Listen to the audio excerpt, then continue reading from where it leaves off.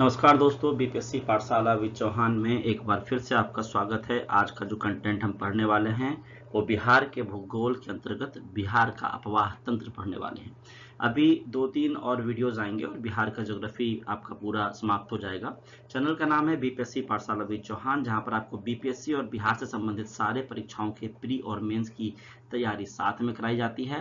Content ऐसा होता है कि आप उसको अदर स्टेट के पीसीएस में और सेंट्रल का जो एसएससी का एग्जाम है उसमें भी यूज कर सकते हो, और कहीं ना कहीं आपको यूपीएससी के एग्जाम्स में भी इसका फायदा मिलेगा। बिहार में बिहार दारोगा हो या टीआरई का एग्जाम हो, बिहार एसएससी हो, सचिवालय सहायक हो या बीपीएससी 72वीं आने वाला एग्जाम, 73वीं जो भी एग्जाम्स आने वाले हैं उसके लिए संपूर्ण तैयारी कराई जाती है इस चैनल पे। तो चैनल बीपीएससी पाठशाला विद चौहान को लाइक कीजिए, सब्सक्राइब कीजिए, फैमिली और दोस्तों से शेयर कीजिए।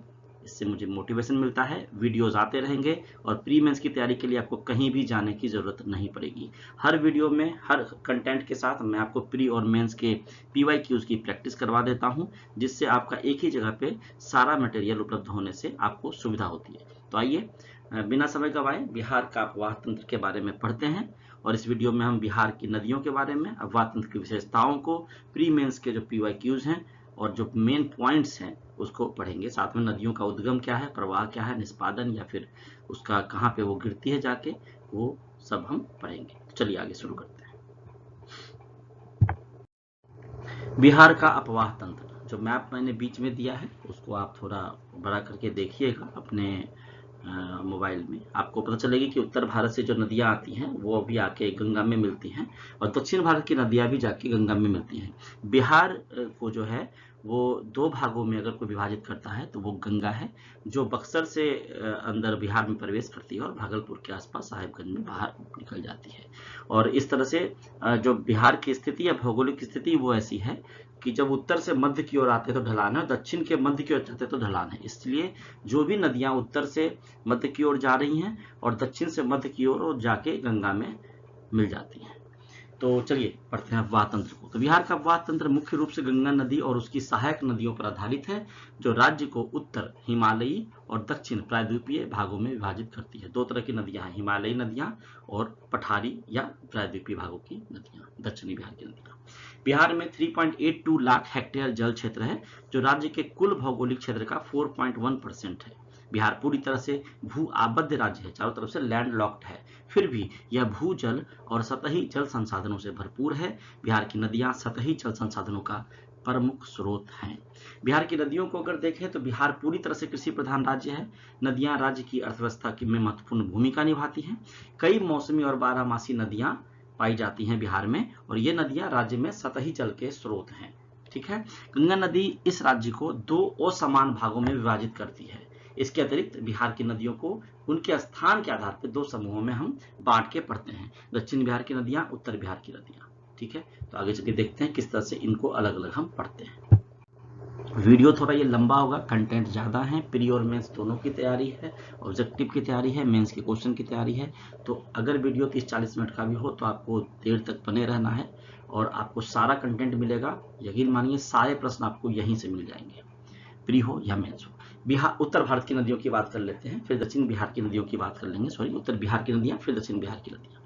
तो बिहार की नदियां पढ़ते हैं। उत्तर बिहार की नदियों की बात करें तो बिहार के मैदानी इलाकों में गंगा नदी द्वारा दो भागों में विभाजित किया गया है। मैदानी इलाकों को गंगा नदी के उत्तर में स्थित जलोढ़ मैदान को बिहार का उत्तरी मैदान कहा जाता है, और मौसमी और बारहमासी नदियां दोनों ही इन मैदानी इलाकों के समृद्ध जल संसाधनों में योगदान करती है। यह बारहमासी नदियां कौन है? जिसमें 12 मास पूरे साल जल रहता है, क्योंकि ये हिमालय से निकलने वाली नदियां होती हैं, तो हिमालय से बर्फ पिघलता रहता है, नदियों में पानी आता रहता है। यही बाढ़ की स्थिति तब पैदा होती है जब नदी में पहले से ही पानी हो और बरसात ज्यादा हो जाए और नदियों का पानी बढ़ जाए तो फिर बाढ़ आ जाता है। इस क्षेत्र में गंगा में गिरने वाली प्रमुख नदियों में बूढ़ी गंडक, ज्ञानदक, महानंदा, कोसी और घाघरा शामिल हैं, लेकिन ये इन्हीं तक सीमित नहीं है, और भी नदियां हैं। कमला, बालन और बागमती, अधवारा जैसी कुछ नदियां एक ऐसे मार्ग का अनुसरण करती हैं जहां वे पहले कोसी नदी में मिलती हैं और बाद में गंगा में आके मिल जाती है। कुछ नदियां जो हैं पहले कोसी में मिलती हैं, फिर बाद में गंगा में मिल जाती है। मिलना तो सबको गंगा में ही है, क्योंकि ढलान है गंगा की तरफ। और इन नदियों में कमला बलान और बागमती, अधवारा जैसी नदी है। ये नदियां हिमालय से निकलती हैं, जो तिब्बत और नेपाल के बीच साझा किया जाने वाला एक भौगोलिक क्षेत्र है। हिमालय, और मानसून के दौरान बिहार की इन उत्तरी नदियों में जल स्तर बढ़ने लगता है और वर्षा औसत स्तर से 80 गुना तक बढ़ जाती है। वर्षा या फिर जल औसत स्तर से 80 गुना तक बढ़ जाती है। इसे वर्षा को यहाँ पर जल पढ़िए। नदियों के मार्ग में परिवर्तन की प्रक्रिया को ऑक्सबो झीलों को जन्म देते हैं। जब नदियां परिवर्तन करती है अपने मार्ग से तो ऑक्सबो झील बनते हैं और जिन्हें इस क्षेत्र में स्थानीय रूप से कुर्सी के नाम से जाना जाता है। कहाँ? उत्तरी बिहार में।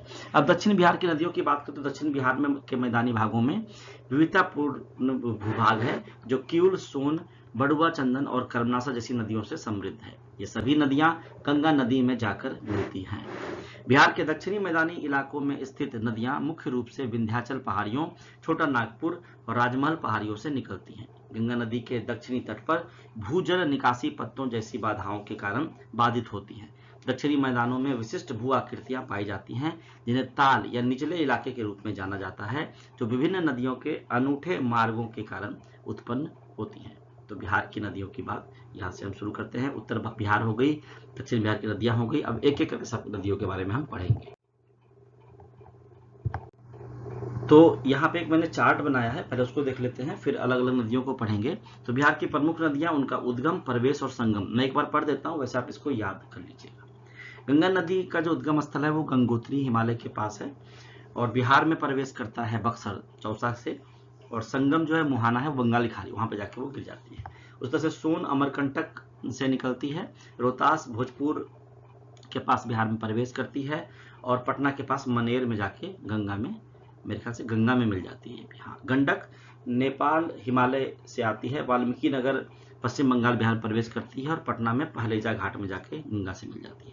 कोसी गोसाई थान नेपाल से निकलती है, भीमनगर सुपौल में बिहार में प्रवेश करती है और कुर्सेला कटिहार में जाके मुहाना बनाती है। बूढ़ी गंडक सोमेश्वर श्रेणी नेपाल से निकलती है, पश्चिम चंपारण में बिहार में प्रवेश करती है, खगड़िया में जाके गंगा से मिल जाती है। बागमती नदी नेपाल से पूरी श्रेणी से निकलती है, सीतामढ़ी में बिहार में प्रवेश करती है और बेगूसराय कोसी में जाके गंगा में मिल जाती है, कोसी में जाके मिल जाती है और फिर जाके ये कोसी गंगा में जाके मिल जाती है। आगे जाके घाघरा की बात करें तो नेपाल मचाचुंग जो है वो सीवान छपरा से बिहार में प्रवेश करती है, नेपाल मचाचुंग से निकलती है घाघरा, सीवान छपरा में बिहार में प्रवेश करती है और छपरा में ही गंगा में जाके मिल जाती है। पुनपुन की बात करें तो छोटानागपुर पठार से निकलती है, झारखंड सीमा के पास से बिहार में प्रवेश करती है और फतुहा में गंगा से मिल जाती है। फल्गु नदी छोटानागपुर के पठार से निकलती है, गया में बिहार में प्रवेश करती है और पुनपुन नदी में जाके मिल जाती है ताल क्षेत्र में, और उसके बाद पुनपुन नदी फतुहा में गंगा में जाके मिल जाती है। महानंदा की बात करें तो दार्जिलिंग पश्चिम बंगाल से निकलती है, किशनगंज में बिहार में प्रवेश करती है और अंत में कटिहार के पास गंगा में मिल जाती है। इस तरह से बिहार की जो प्रमुख नदियां हैं उसके उद्गम, प्रवेश और संगम को हमने जाना। अब अलग अलग करके सारी नदियों के बारे में जानकारी हासिल करेंगे।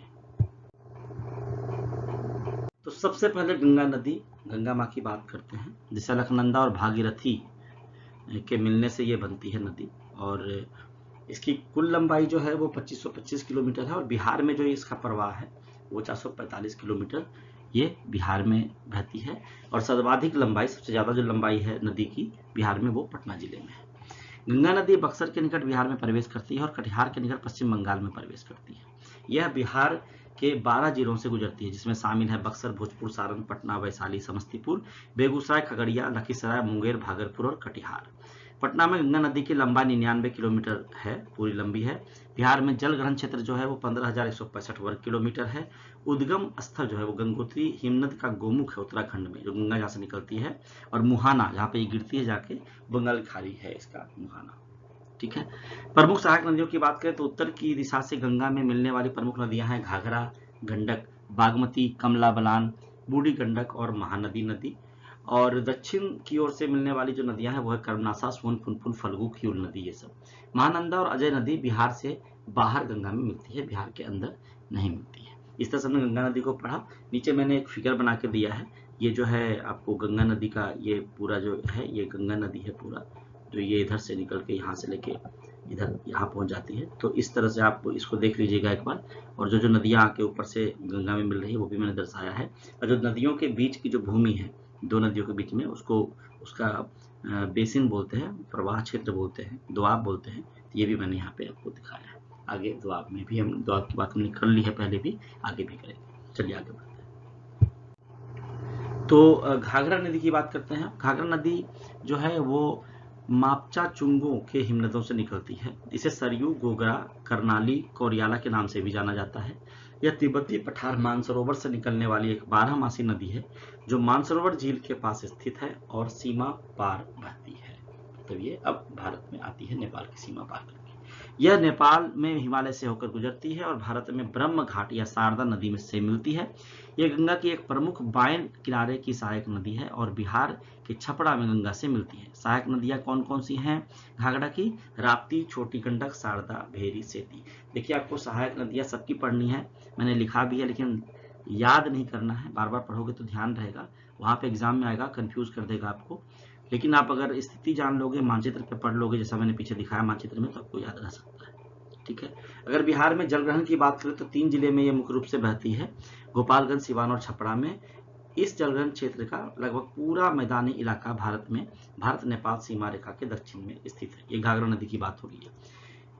कुछ निचले भूभाग भी हैं जिन्हें चौर कहा जाता है घाघरा नदी में, जो जल निकासी में रुकावट के कारण काफी समय तक जलमग्न रहते हैं। अब हम घाघरा के बाद बूढ़ी गंडक की बात कर लेते हैं। वैसे पहले गंडक आता है, चलिए पहले गंडक की बात करते हैं। गंडक नदी को नारायणी, सप्तगंडकी, शालिग्रामी कहते हैं। शालिग्रामी नेपाल में कहते हैं क्योंकि शालिग्राम पत्थर इसमें पाया जाता है। नारायणी भी कहा जाता है इसे। ये जो है वो बहुत ही पवित्र नदी मानी जाती है। तो यह नेपाल में स्थित विशाल हिमालय पर्वतमाला से निकलने वाली काली और त्रिशूली नदियों के संगम से बनती है। इस संगम से लेकर भारतीय सीमा तक इस नदी को नारायणी नदी कहा जाता है। यह उत्तर प्रदेश और बिहार के बीच 45 किलोमीटर लंबी सीमा बनाती है। ठीक है। जो उत्तर प्रदेश और बिहार का सीमा है उसमें गंडक नदी का भी योगदान है। 45 किलोमीटर की लंबी सीमा गंडक नदी ही बनाती है। पटना के सामने सोनपुर नामक स्थान पर गंगा नदी में यह मिल जाती है गंडक नदी। बूढ़ी गंडक गंडक नदी के समानांतर और पूर्व में बहती है। और जो गंडक की सहायक नदियां हैं वो है काली गंडक और त्रिशूली। वाल्मीकि नगर जो है, तो वाल्मीकि नगर तक नदी बेसिन का आकार लगभग समलंबाकार है और पहाड़ों में नदी का ढलान बहुत तीव्र है, लेकिन मैदानी इलाकों में उतरने पर ढलान धीरे धीरे कम होता जाता है। गंडक नदी लगभग पहाड़ी की चोटी पर बहती है, इसलिए इसके किनारों में किसी भी प्रकार की दरार से भारी तबाही मचती है। अगर पहाड़ों पे बहती है, चोटी पे अगर थोड़ा भी दरार आया तो तेजी से पानी नीचे आएगा तो तबाही मचेगी। ठीक है। इस तरह से गंडक नदी को हमने पढ़ा। अब बूढ़ी गंडक नदी को पढ़ते हैं, जिसे सिकरहना भी कहते हैं। यह बिहार के पश्चिम चंपारण जिले के बिशंभरपुर के पास चौतरवा चौर या सोमेश्वर श्रेणी से निकलती है। ऑब्जेक्टिव में दे देगा बूढ़ी गंडक नदी कहाँ से निकलती है या सिकरहना नदी कहाँ से निकलती है। वहाँ चौतरवा चौर भी दे सकता है, सोमेश्वर श्रेणी दे सकता है, पश्चिमी चंपारण भी दे सकता है। तो मैंने हर चीज यहाँ डाल दिया है, कहीं से प्रश्न आएगा आप आराम से बना दोगे। मैं फिर से पढ़ देता हूँ। जो बूढ़ी गंडक नदी है वह बिहार के पश्चिम चंपारण जिले के बिशंभरपुर के पास चौतरवा चौर या सोमेश्वर श्रेणी से निकलती है। यह नदी प्रारंभ में पूर्वी चंपारण जिले से होकर बहती है। ठीक है। बूढ़ी गंडक की प्रमुख सहायक नदियों की बात करें तो मसान, बलौर, पडई, सिकटा, तिलावे, तियूर, धनौती, कोहरा और डंडा, ये सब बूढ़ी गंडक की सहायक नदियां हैं। और जो समस्तीपुर शहर है वो बूढ़ी गंडक के किनारे ही स्थित है। बूढ़ी गंडक नदी बेसिन उत्तर में सोमेश्वर पर्वत श्रृंखला, पूर्व में बागमती बेसिन, पश्चिम में गंडक नदी बेसिन और दक्षिण में मुख्य गंगा नदी से घिरा हुआ है। बूढ़ी गंडक नदी के मार्ग में परिवर्तन और घुमावदार धाराओं के टूटने से स्थानीय गड्ढे बन गए, जिन्हें मौन कहा जाता है। इसको ध्यान से समझ जाइएगा, मौन किसे कहा जाता है। तो बूढ़ी गंडक के मार्ग में परिवर्तन और घुमावदार धाराओं के टूटने से स्थानीय गड्ढे बन गए हैं, जिन्हें मौन कहा जाता है। ये ध्यान रखिएगा। ठीक है। तो इस तरह से हमने गंगा, घाघरा, गंडक और बूढ़ी गंडक को पढ़ा। अब आगे चल के देखते हैं और क्या। आगे है बागमती नदी। देखिए कंटेंट थोड़ा बड़ा है लेकिन जरूरी है, यहाँ से प्रश्न आते हैं। बागमती नदी की बात करें तो यह नेपाल और भारत के बीच बहने वाली एक सीमा पार नदी है। यह नदी काठमांडू के उत्तर में स्थित शिवपुरी पहाड़ियों से निकलती है और शहर से होते हुए दक्षिण की ओर बहती है। बागमती नदी नेपाल में स्थित काठमांडू घाटी से होकर गुजरती है। बागमती नदी हिंदू धर्म और बौद्ध धर्म दोनों ही धर्मों में इस नदी को पवित्र माना जाता है। प्रमुख सहायक नदियों की बात करें बागमती की तो विष्णुमती, मनोहरा, हनुमंते, धोबी खोला और तुकुचा है। यह नदी अंततः दक्षिणी नेपाल में स्थित नारायणी नदी में जाके मिल जाती है। बागमती और नारायणी नदियों का मिला हुआ जल अंततः दक्षिण की ओर बहकर गंगा में मिल जाता है। बाढ़ के दौरान इस बेसिन की नदियां अपने किनारों से बाहर बहने लगती हैं और सीतामढ़ी, पूर्वी चंपारण, मुजफ्फरपुर, दरभंगा, समस्तीपुर और खगड़िया जिलों के बड़े हिस्सों को जलमग्न कर देती है। कौन सी नदी? बागमती। कोसी नदी की बात करते हैं। 7 हिमालयी सहायक नदियों के कारण सप्तकोसी के नाम से ही जानी जाती है कोसी नदी। और कोसी नदी नेपाल और भारत से होकर बहने वाली एक प्राचीन सीमा पार की नदी है। कोसी नदी प्रणाली की कुछ नदियां हैं अरुण, सनकोशी और भोटे कोसी। तिब्बत में ये सारी उत्पन्न होती हैं। यह नदी गंगा की सबसे बड़ी सहायक नदियों में से एक है और विश्व की सबसे ऊंची चोटी माउंट एवरेस्ट और कंचनजंगा कोसी नदी के जलग्रहण क्षेत्र में स्थित है। इसको ध्यान से पढ़िएगा। बागमती जो है वो कोसी नदी की एक महत्वपूर्ण सहायक नदी है। बागमती जो है वो कोसी नदी की एक महत्वपूर्ण सहायक नदी है। कोसी नदी ने अपना मार्ग, ये बहुत इंपॉर्टेंट है, कोसी नदी ने अपना मार्ग पिछले 250 वर्षों में पूर्व से पश्चिम की ओर 120 किलोमीटर से अधिक बदल लिया है। इसी से तबाही आती है कोसी से, इसीलिए से बिहार का दुख या बिहार का शोक कहते हैं। मानसून के मौसम में इसमें जमा होने वाली भारी मात्रा में गाद के कारण इसकी अस्थिर प्रकृति को माना जाता है। इसी वजह से बिहार का दुख या बिहार का शोक भी कहा जाता है। कोसी नदी जो है यह बर्फ से पोषित नदी है, इसलिए 12मासी है। हिमालय के बर्फ पिघलते रहते हैं, इसलिए यह 12मासी है। इसका जलग्रहण क्षेत्र भारतीय भूभाग के अंतर्गत आता है और बिहार के कई जिलों में वितरित है। कोसी का जो जलग्रहण क्षेत्र है वो मुख्य रूप से जो जिले हैं वो मधुबनी, दरभंगा, सहरसा, सुपौल, मधेपुरा, अररिया, पूर्णिया, कटिहार, भागलपुर और खगड़िया, ये सभी क्षेत्रों में कोसी नदी बहती है। ये सभी इसके जलग्रहण क्षेत्र हैं। कोसी नदी के जो बाएं किनारे पर स्थित जिले हैं जो बाढ़ की चपेट में आने की आशंका रहती है हमेशा, वो है सुपौल, सहरसा, मधेपुरा, अररिया, पूर्णिया और कटिहार। और जो दाहिने किनारे पे जो बाढ़ में आने की संभावना जहाँ पे ज्यादा होती है वो है मधुबनी, दरभंगा और खगड़िया। इस तरह से हमने बागमती और कोसी को भी पढ़ लिया। आगे देखते हैं कौन सी नदी को पढ़ना है। महानंदा और कर्मनासा को पढ़ते हैं। महानंदा नदी की बात करते हैं। महानंदा एक सीमा पार करने वाली नदी है जो बांग्लादेश में प्रवेश करने से पहले भारतीय राज्यों बिहार और पश्चिम बंगाल से होकर बहती है। यह गंगा की एक महत्वपूर्ण सहायक नदी है। महानंदा जो है वो नदी प्रणाली जो है इसकी जो 2 धाराएं शामिल है, इसमें एक को फुलहार नदी के नाम से जाना जाता है, दूसरी को महानंदा नदी के नाम से। ठीक है। फुलहार नदी नेपाल में हिमालय से निकलती है और भारतीय राज्य बिहार से होकर गुजरती है और राजमहल के ठीक सामने बाईं ओर गंगा में मिल जाती है। वहीं महानंदा नदी हिमालय से निकलती है। सहायक नदियां हैं पेनोर, नगर, बालासर और मेची। दार्जिलिंग जिले में कार्सियोंग के पूर्व में चिमली के पास महाल दिराम पहाड़ी पर पगला झोरा जलप्रपात जो 2100 मीटर की ऊंचाई पर स्थित है, ये यही नदी बनाती है। महानंदा वन्य जीव अभयारण्य से होकर गुजरती है और सिलीगुड़ी के पास के मैदानी इलाकों में उतरती है और वहीं पे गायब हो जाती है। यह बांग्लादेश के नवाबगंज जिले में के गोदागिरी में गंगा नदी से मिलती है। देखिए ये जो पॉइंट है, महानंदा वन्य जीव अभयारण्य से गुजरती है और सिलीगुड़ी पर, अच्छा, मैदानी इलाकों में उतरती है, गायब नहीं होती, और बांग्लादेश के नवाबगंज जिले में के गोदागिरी में गंगा नदी से जाकर मिलती है। महानदी भी गंगा की सहायक नदी है। ठीक है। कर्मनासा को की बात करते हैं, जिसे नाम से स्पष्ट है यह अपवित्र नदी कहलाती है। इसके साथ कुछ कहानियां जुड़ी हैं वो मैं आपको बता दूंगा। तो कर्मनासा नदी जो है वो गंगा नदी की एक सहायक नदी है। यह बिहार के कैमूर जिले से निकलती है और उत्तर प्रदेश और बिहार से होकर गुजरती है। कर्मनासा नदी उत्तर प्रदेश के मिर्जापुर जिले में रोहतासगढ़ के से लगभग 29 किलोमीटर पश्चिम में कैमूर पर्वतमाला के उत्तरी ढलान पर सरोदक के पास से निकलती है। यह नदी उस बिंदु से बिहार और उत्तर प्रदेश के बीच सीमा बनाती है जहां गुरवत नदी कर्मनासा में मिलती है। यह उसके बाद उत्तर प्रदेश के वाराणसी जिले से होकर बहती है और अंत में चौसा के पास गंगा में मिल जाती है। कर्मनासा की जो सहायक नदियां हैं वो है दुर्गावती, चंद्रप्रभा, करुणती नदी, गोड़िया और खजूरी। देखिए कर्मनासा नाम बोला गया, कहते हैं कि इसमें नहाने से कर्म का नाश हो जाता है। ऐसा है नहीं, ये किंवदंतियां हैं। तो ऐसा माना जाता है कर्मनासा नदी में बहुत बड़े बड़े मगरमच्छ होते थे, तो लोग उस नदी के पास ना जाएं, उनकी हानि ना हो, उनकी क्षति ना हो जान माल की, इसलिए इसको बोला गया कि इसमें नहाओगे तो कर्म का नाश हो जाएगा। इसके वजह कर्मनासा नदी पड़ा नाम मगरमच्छ की वजह से लोग रोकते थे, लेकिन इनको किसी और सेंस में लिया जाता है।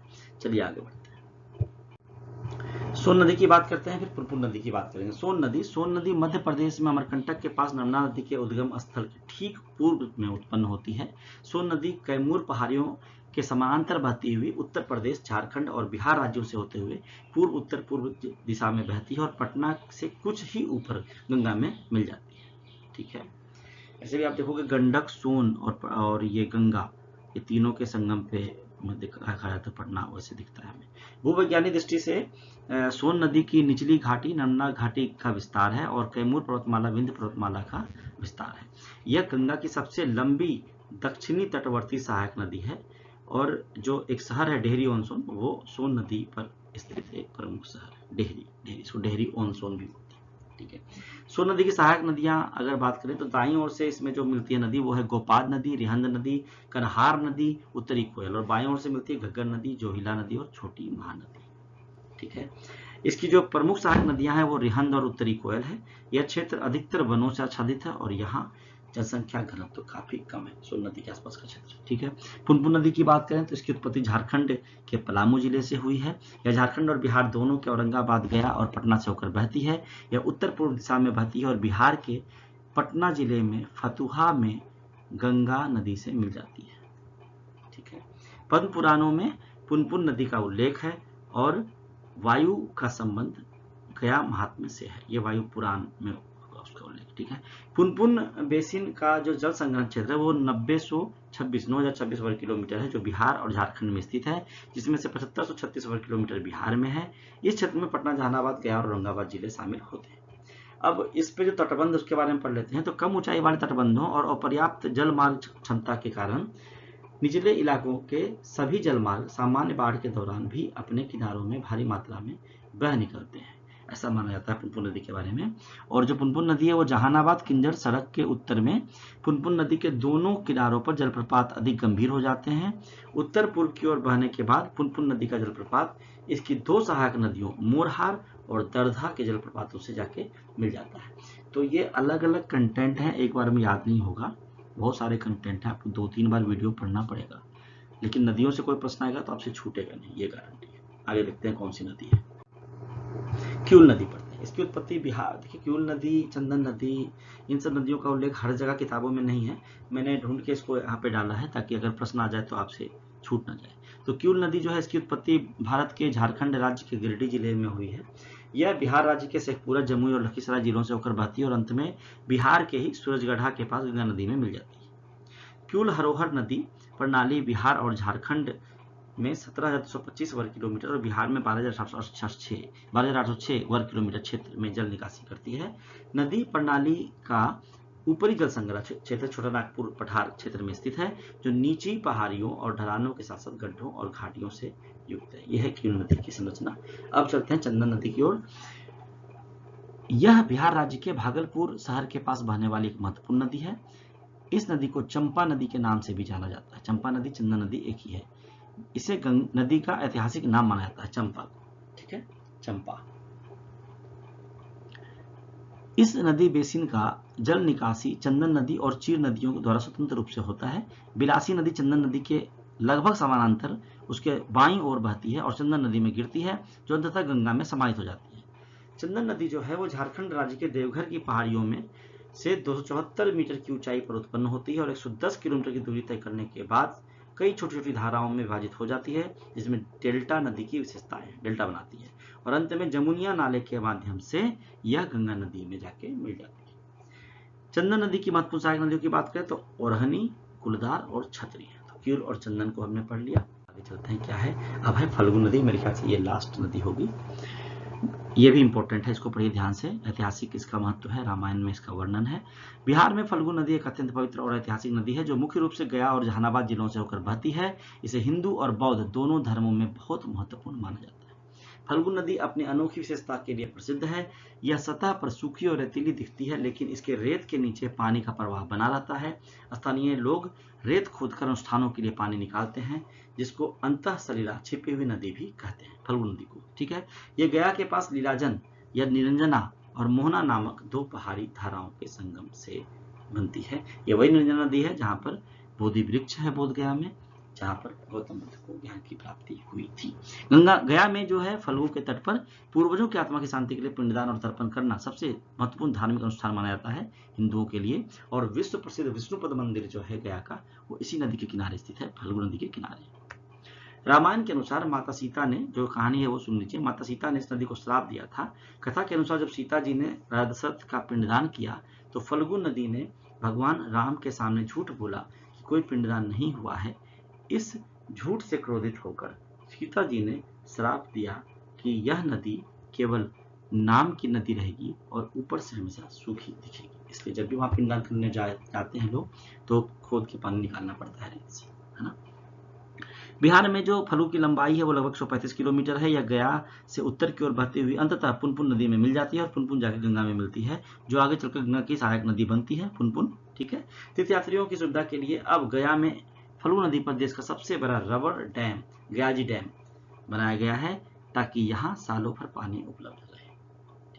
अब इस तरह हमने सारी नदियों को एक करके पढ़ लिया है। अब थोड़ा सा अपवाह तंत्र चूंकि पढ़ रहे हैं तो सिर्फ नदियों को पढ़ने से नहीं होगा, उसके किनारे बसे शहर को पढ़ लेते हैं, कुछ महत्वपूर्ण ताल को पढ़ लेते हैं, जलप्रपात को पढ़ लेंगे, जल की गुणवत्ता पढ़ लेंगे, सबको मिला के पढ़ेंगे तो ही बिहार का अपवाह तंत्र कंप्लीट होगा, सिर्फ नदियों को पढ़ने से नहीं होगा।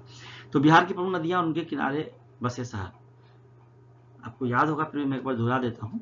गंगा नदी के किनारे हैं पटना, भागलपुर, मुंगेर, बक्सर, हाजीपुर, कटिहार। बूढ़ी गंडक नदी के किनारे मुजफ्फरपुर, कोसी नदी के किनारे सुपौल, बागमती नदी के किनारे दरभंगा, सहरसा ठीक से लिख लीजिएगा। गंडक नदी के किनारे जो तटीय क्षेत्र हैं वहां पे हाजीपुर और सोनपुर। ठीक है। अब दक्षिण बिहार के जो प्रमुख महत्वपूर्ण ताल हैं उसका नाम याद कर लीजिए, फतुहा, बख्तियारपुर, बड़ा, मेरे ख्याल से ये बड़ा नहीं बाढ़ है, अधिक ताल, मोकामा, बड़हिया और सिंघौल। बिहार की नदियों के जल की गुणवत्ता की बात करें तो बिहार में 15 नदी बेसिन होने के बावजूद भूजल स्तर में गिरावट के कारण नदी के पानी की गुणवत्ता को लेकर चिंता बढ़ती जा रही है।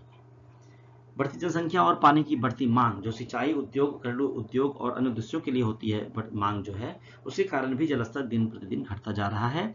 राष्ट्रीय जल गुणवत्ता निगरानी कार्यक्रम के तहत केंद्रीय प्रदूषण नियंत्रक बोर्ड भारत में नदी के पानी की गुणवत्ता की निगरानी करता है।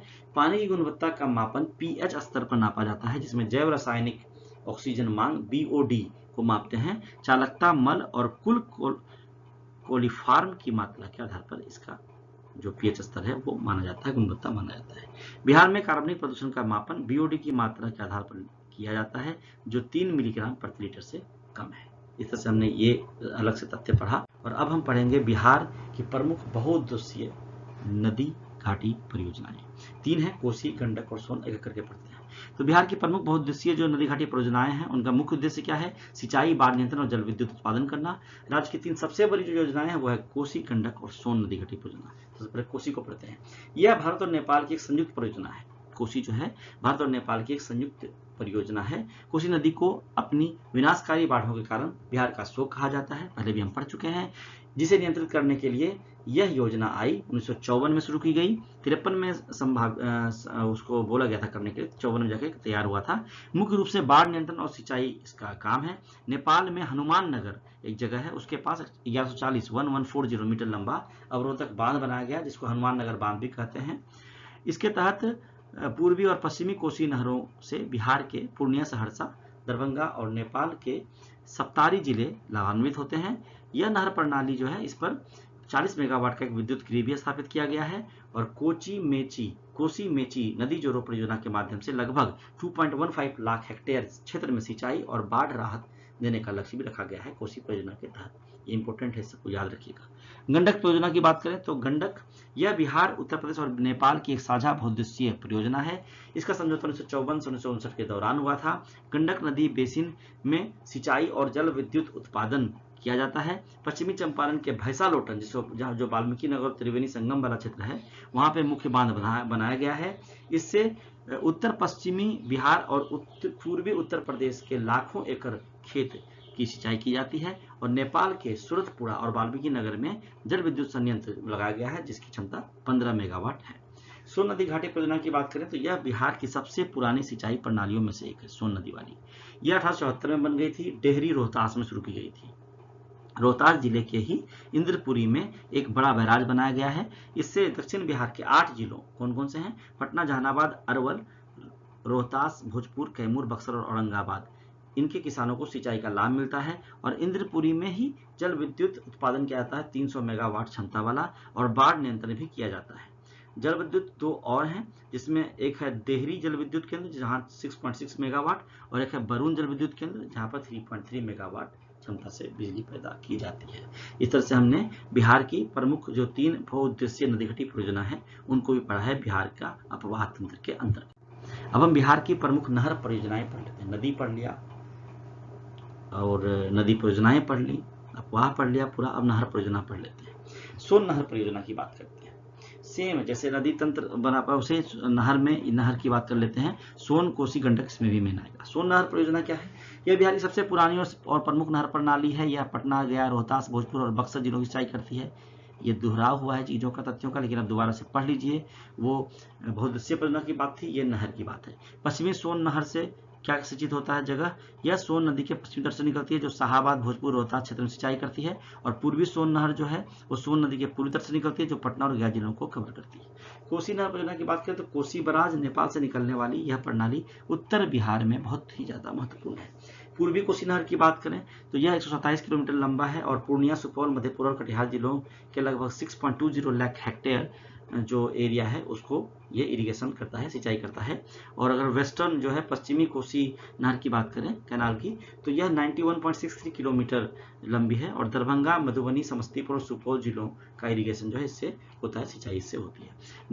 गंडक जो परियोजना है उसको देख लेते हैं एक बार। नहर परियोजना, इस परियोजना के तहत त्रिवेणी नहर और गंडक बांध नहर जो कि पश्चिमी और पूर्वी गंडक नहर जो प्रमुख है वो मुख्य रूप से चंपारण जो है उत्तर पश्चिमी बिहार की सिंचाई करता है गंडक परियोजना।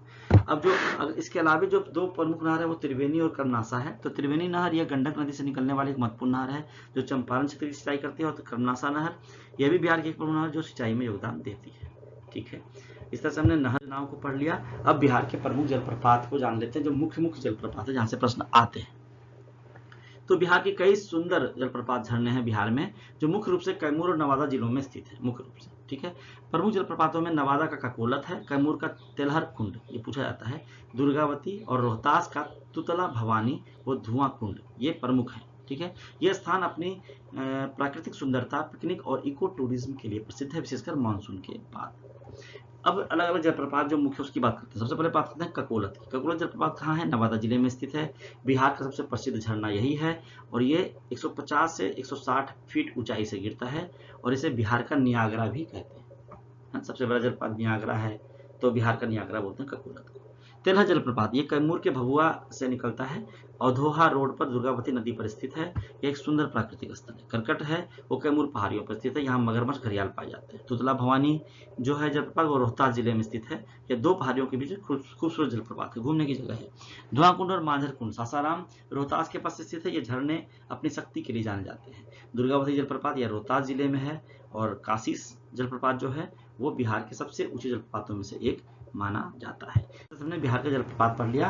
अब बिहार के कुछ गर्म कुंड पढ़ लेते हैं और रामसर साइट्स पढ़ लेते हैं जो कि बहुत इंपॉर्टेंट है। पिछला जो एग्जाम हुआ था उस समय 71 में उस समय 2 जुड़े थे, नागी और नकटी, उससे सिर्फ कांवड़ झील था बेगूसराय वाला।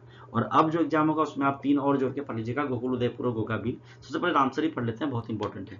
तो रामसर स्तरों सूची में देखें सबसे पहले कांवर झील या कबारताल वेटलैंड आता है जो बेगूसराय जिले में स्थित है। यह बिहार का पहला रामसर स्थल है, 2020 में चुना गया था। और एशिया की सबसे बड़ी मीठे पानी की गोकुल झील भी यही है, कंवर झील। नागी झील पक्षी अभ्यारण्य जम्मू जिले में स्थित है। नकटी पक्षी अभ्यारण्य जम्मू जिले में, नागी नकटी डैम भी है। तो ये जो जगह है नागी नकटी कंवर ये रामसर स्थलों में शामिल है। साथ में गोकुल जलाशय आया है बक्सर जिले में, गंगा नदी के तट पर स्थित है। यह एक महत्वपूर्ण गोकुल झील है। उदयपुर झील आया है, पश्चिम चंपारण जिले में स्थित है। और अब संभावित है कि गोगाबील झील भी आ गया है रामसर साइट्स में, जो छठा स्थल है वो कुछ रिपोर्ट के अनुसार कुल संख्या अब 6 है। ठीक है, तो आप 6 को याद कर लीजिए, आएगा तो आपको लिखना पड़ेगा। बिहार के प्रमुख गर्म कुंड की बात कर लें तो राजगीर में है, मुंगेर में है मेन रूप से, और भीम बांध और अग्निकुंड भी है। तो पहले हम राजगीर की बात कर लेते हैं, नालंदा वाला। तो ब्रह्म कुंड है यहाँ पे, राजगीर का सबसे प्रसिद्ध और पवित्र कुंड गर्म जल कुंड है जो भगवान ब्रह्मा से जुड़ा हुआ है। सप्तधारा या 7 धारा है, जहाँ 7 धाराएं हैं जो 7 ऋषियों की प्रतीक मानी जाती है। वहीं पर सूर्य कुंड, नानक कुंड और मखदूम कुंड भी है, ये भी महत्वपूर्ण कुंड है राजगीर के। मुंगेर गर्म कुंड की बात करें तो ऋषि कुंड है जो मुंगेर के पास खड़गपुर पहाड़ियों में स्थित है, जो अपनी औषधीय विशेषताओं के लिए जाना जाता है। और सीता कुंड है, यह मुंगेर से लगभग 6 किलोमीटर की पूर्व स्थित है। और जो सीता कुंड है वहीं पर लक्ष्मण कुंड, राम कुंड, भरत कुंड, शत्रुघ्न कुंड सारे कुंड हैं। तो ये अच्छी जगह मानी जाती है और यहाँ से कहानी भी जुड़ी है कि सीता माँ जब अग्नि में प्रवेश की थी, तो वो जब इस कुंड में नहाई थी उसके बाद तो वो सारा जो उनका ताप था वो वहीं पे रह गया था। तो ये गर्म रहता है हमेशा पानी यहाँ पे, है ना। तो रामेश्वर कुंड की बात करें, लक्ष्मी कुंड की, तो ये भी खड़गपुर क्षेत्र में स्थित है। इसके अलावा भीममान गर्म कुंड है मुंगेर में, यह एक प्रसिद्ध प्राकृतिक पर्यटन स्थल है। और अग्नि कुंड है गया में, जो गया जिले में स्थित है। तो हमने कुंड पढ़ लिया, हमने रामसर स्थलों की सूची पढ़ लिया। अब हम प्रमुख झील पढ़ लेते हैं और गोखुर झीलें पढ़ लेंगे, ठीक है। कंटेंट बढ़ता जा रहा है, वीडियो 45-50 मिनट का हो सकता है, घबराइएगा मत, बहुत इंपॉर्टेंट है। अफवाह तंत्र प्री मेंस में आपको काम आएगा, इसको पढ़िए शांति से, तो 4 बार पढ़िएगा, यकीन मानिए प्री मेंस का कोई भी प्रश्न कहीं नहीं जाएगा, और आप चाहते भी यही हो। तो बिहार की प्रमुख झीलों की बात करें तो बिहार की प्रमुख झीलों में कांवर झील बेगूसराय, कुशेश्वर स्थान झील दरभंगा, घोघा या गोगाबिल झील कटिहार, सिमरी बख्तियारपुर झील सहरसा और अनुपम झील कैमूर सबसे प्रसिद्ध है। ये अधिकांश झीलें बाढ़ के पानी से निर्मित ऑक्सबो झीलें हैं, जिन्हें स्थानीय भाषा में ताल या चोर भी कहा जाता है। कांवर झील की बात करें तो एशिया की सबसे बड़ी मीठे पानी की ऑक्सबो झील और बिहार का एकमात्र रामसर स्थल था, अब नहीं है। थोड़ा कंटेंट लगता है मैंने गलत उठा लिया है, अब 6 हैं, मैंने पीछे आपको पढ़ा दिया है। ये झीलें जैव विविधता के लिए महत्वपूर्ण हैं। कंवर झील की बात फिर से करें तो मंझौल गांव बेगूसराय जिला में है, यह बिहार की पहली रामसर आर्द्रभूमि है। उसके बाद कुशेश्वर स्थान झील की बात करें, दरभंगा में कुशेश्वर स्थान में है। गोगाबिल झील मनिहारी कटिहार में है। सिमरी बख्तियारपुर झील सहरसा में है। मत्स्यगंधा झील का नाम है, सहरसा में है। अनुपम कैमूर में, घोघा कटिहार में, मुचलिंडा बोधगया गया में, घोरा कटोरा झील राजगीर नालंदा में और बरैला झील वैशाली में स्थित है। बिहार की प्रमुख गोखुर छारन झीलों की बात करें तो सबसे पहले आ जाएगा फिर से कांवर झील, खबरताल बेगूसराय में, फिर से वही लिखा हुआ है। यह बूढ़ी गंडक के मुड़ने से बनी है और ये गोखुर झील है। इसे सबसे बड़ी झील है मीठे पानी की और रामसर साइड से पहला बिहार का, एकमात्र नहीं पहला। सिमरी बख्तियारपुर झील की बात करें सहरसा में है, ये भी गोखुर झील है। यह कई झीलों का समूह है जो एक प्राचीन गोखुर झील का हिस्सा है। घोघा है कटिहार में, जो कि एक प्रमुख झील है और ये मनिहारी क्षेत्र में स्थित एक महत्वपूर्ण प्राकृतिक गोखुर झील है। कुशेश्वर स्थान दरभंगा में है और उदयपुर झील पश्चिम चंपारण में। ये दोनों में लगभग कंटेंट मैच करते हैं, लेकिन गोखुर झील अगर पूछे अलग से भी तो कंफ्यूज नहीं होना है, इन 5 का नाम याद रखना है और मुख्य झीलों में बाकी सारों का नाम याद रखना है। आगे चलते हैं। अब ये कंटेंट खत्म होता है और अब हम प्री एग्जाम्स में कैसे प्रश्न पूछे जाते हैं अफवाह तंत्र से, उसकी एक बार प्रैक्टिस कर लेते हैं। तो बिहार राज्य का कौन सा शहर गंगा नदी किनारे स्थित नहीं है? गया है फल्गु नदी किनारे, भागलपुर, कटिहार, मुंगेर गंगा किनारे, ठीक है, पटना से। बिहार का शोक किस नदी कहा जाता है? कोसी। इतना आसान प्रश्न अब आएगा नहीं, लेकिन पूछा गया इसलिए मैंने यहाँ पर डाला है। निम्नलिखित में से कौन सी नदी बिहार के विंध्य पहाड़ी क्षेत्र से निकलती है? वो है सोन। बिहार में गंगा नदी की लंबाई कितनी? 445 किलोमीटर। टोटल लंबाई क्या है? 2525 किलोमीटर। कर्णनासा नदी जो बिहार और उत्तर प्रदेश के बीच सीमा बनाती है, गंगा में कहाँ पे मिलती है? बक्सर चौसा के पास। कोसी नदी गंगा में कहाँ मिलती है? कटिहार कुर्सेला के पास, पढ़ाया पीछे मैंने। बिहार की नदियां मुख्य रूप से किस प्रकार का प्रवाह पैटर्न बनाती है? पादपा का, डेंड्रिटिक। वाल्मीकि नगर बैराज किस नदी पर स्थित है? गंडक नदी पे। पुनपुन नदी गंगा में कहाँ मिलती है? फतुहा, पटना के पास। फतुहा में स्कूटर फैक्ट्री है, याद रखिएगा। बिहार में सबसे लंबी सहायक नदी कौन सी है? वो है सोन, ठीक है। मेरे ख्याल से गंगा की सबसे लंबी सहायक नदी वैसे कोसी है, लेकिन कितना इलाका बहता है एक बार आप कंपेरिजन कर लीजिएगा। यहाँ आंसर सोन है, आपको सोन याद रखना है। खकोला जलप्रपात बिहार के जिले में स्थित है? नवादा में। बिहार में उत्तर की ओर बहने वाली नदियां, हिमालयी नदियां कौन सी हैं? गंडक, बागमती और कोसी। एशिया की सबसे बड़ी ताजे पानी की गोखुर झील, कांवर झील आ गया, ये कहाँ है? बेगूसराय में। महानंदा नदी बिहार के किस क्षेत्र में बहती है? उत्तर पूर्वी बिहार क्षेत्र में बहती है। बिहार में गंगा नदी से मिलने वाली नदियों का सही क्रम पश्चिम से पूर्व की ओर क्या है? तो गंडक, पश्चिम से पूर्व जाएंगे, फिर कोसी आएगा, फिर महानंदा आएगी, ठीक है। इस तरह हमने प्री के क्वेश्चन देख लिए। मेंस में कैसे पूछे जा सकते हैं इस अफवाह तंत्र वाले कंटेंट से? तो बिहार की नदी प्रणाली पर एक व्यापक निबंध लिखें, आप लिख देना, पीछे कंटेंट है। गंगा नदी की भूमिका को स्पष्ट करते हुए बिहार की उत्तरी और दक्षिणी नदियों की विशेषताओं का, इसमें कोई ऐसा प्रश्न नहीं है जो आपको मैंने पीछे कंटेंट दिया है उससे ना बने। तो ये प्रश्न सिर्फ आपके कंटेंट से प्रैक्टिस के लिए है। जब पूरा सिलेबस कंप्लीट होगा, जैसा कि मैं हर वीडियो में बताता हूँ, आपको मेंस आसन राइटिंग कैसे करनी है, पॉइंट वाइज कैसे करना है, एक चैप्टर का 500-600 शब्दों का मैं पॉइंट वाइज नोट्स आपको दूंगा, डिटेलिंग कर दूंगा, आप कहीं से प्रश्न आएगा बना पाओगे। इस तरह से ये जो चैप्टर है बिहार में तंत्र वो समाप्त होता है। और जो अगला वीडियो आएगा वो बिहार की मिट्टी पे आएगा, साथ ही हम बिहार में आपका प्रबंधन भी पढ़ लेंगे, एक ही वीडियो में पढ़ लेंगे। जल्दी मैं वो वीडियो लेके आऊँगा और उसके बाद भूगोल समाप्त हो जाएगा और और नहीं, एक और वीडियो आएगा उसके बाद, वन और वन्य जीव और उसके साथ में मेरे ख्याल से वन रिपोर्ट वगैरह पढ़ाऊंगा। उसके बाद भूगोल समाप्त होगा, फिर 1-2 वीडियो और करके बिहार स्पेशल को समाप्त कर देंगे। फिर मेन कंटेंट जो होता है भारत का इतिहास, इसमें प्राचीन, मेडाइवल, मॉडर्न, है ना। और बिहार वाला हिस्सा मैं छोड़ दूंगा उसको, क्योंकि मैंने पहले पढ़ा दिया है। और भूगोल आएगा, इंडियन पॉलिटी आएगी पूरी, सारे अनुच्छेदों को लेके। और जनरल साइंस होगा, साइंस एंड टेक होगा, करंट अफेयर्स आएंगे, वो सब पढ़ाएंगे।